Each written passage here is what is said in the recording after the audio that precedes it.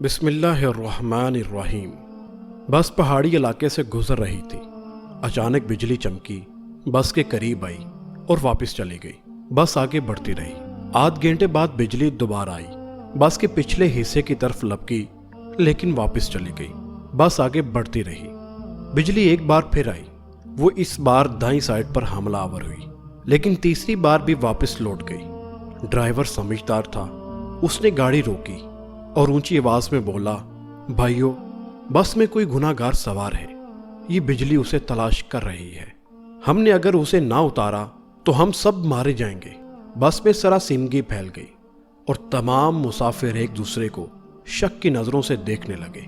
Driver نے مشورہ دیا، سامنے پہاڑی کے نیچے درخت ہے، ہم تمام ایک ایک کر کے اترتے ہیں اور درخت کے نیچے کھڑے ہو جاتے ہیں، ہم میں سے جو گناہ گار ہوگا بجلی اس پر گر جائے گی اور باقی لوگ بچ جائیں گے۔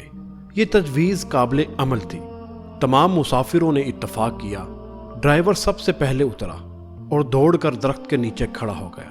بجلی آسمان پر چمکتی رہی لیکن وہ ڈرائیور کی طرف نہیں آئی، وہ بس میں واپس چلا گیا۔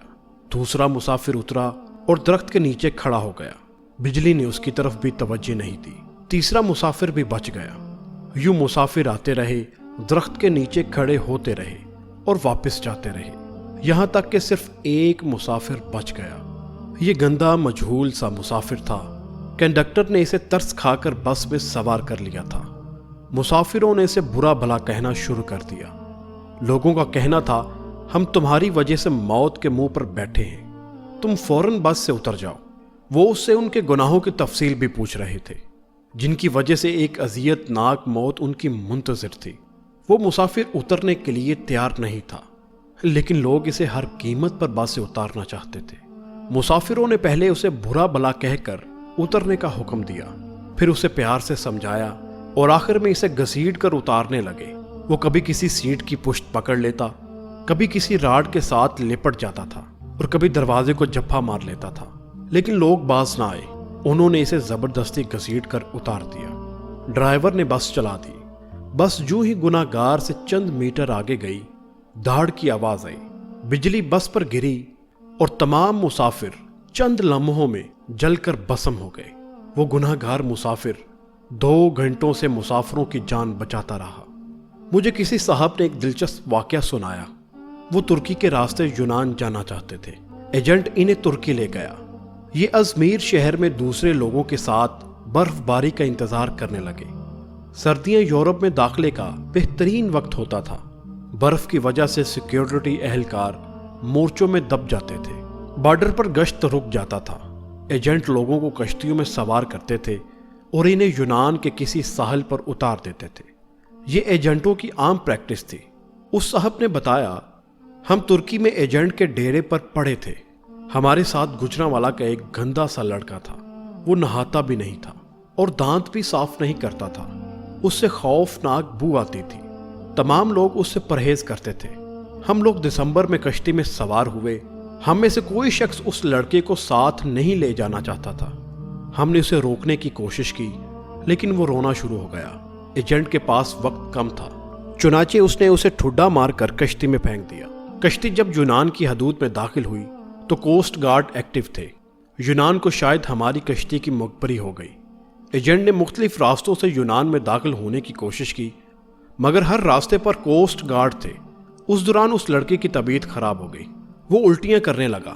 ہم نے ایجنٹ سے احتجاج شروع کر دیا۔ ایجنٹ ٹینشن میں تھا، اس سے غصہ آ گیا۔ اس نے 2 لڑکوں کی مدد لی اور اسے اٹھا کر یک پانی میں پھینک دیا۔ وہ بیچارہ ڈبکیاں کھانے لگا۔ ہم آگے نکل گئے۔ ہم ابھی آدھ کلومیٹر آگے گئے تھے، ہم پر فائرنگ شروع ہو گئی۔ ایجنٹ نے کشتی موڑنے کی کوشش کی، کشتی اپنا توازن برقرار نہ رکھ سکی اور وہ پانی میں الٹ گئی۔ ہم سب پانی میں ڈبکیاں کھانے لگے۔ میں نے خود کو سردی، پانی اور خوف کے حوالے کر دیا۔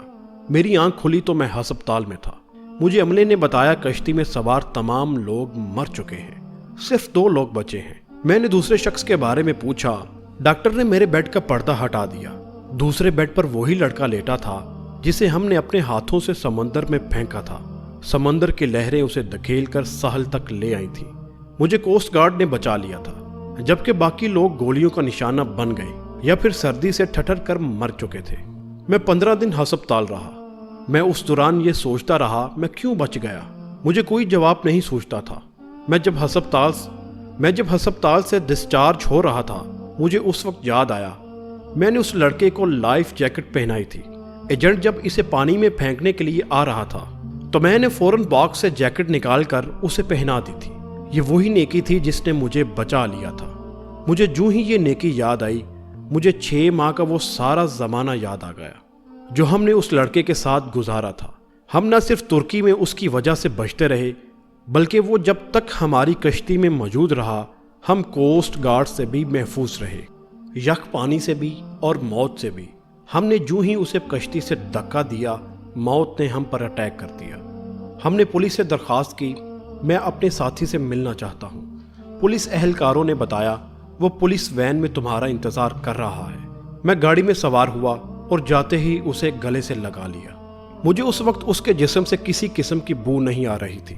मुझे मालूम हुआ मेरे साथियों को उसके जिस्म से अपनी मौत की बू आती थी। ये उन लोगों की मौत थी जो उन्हें उससे अलग करना चाहती थी, और जो ही अलग हुए सब मौत की आगोश में चले गए। मेरे एक बुजुर्ग दोस्त जवानी में अरबपति थे, लेकिन उनकी जिंदगी का आखिरी हिस्सा इशरत में गुजरा। मुझे उन्होंने एक दिन अपनी कहानी सुनाई। उन्होंने बताया मेरे वालिद मिल में काम करते थे, गुजारा मुश्किल से होता था। उनका एक कज़न माजूर था।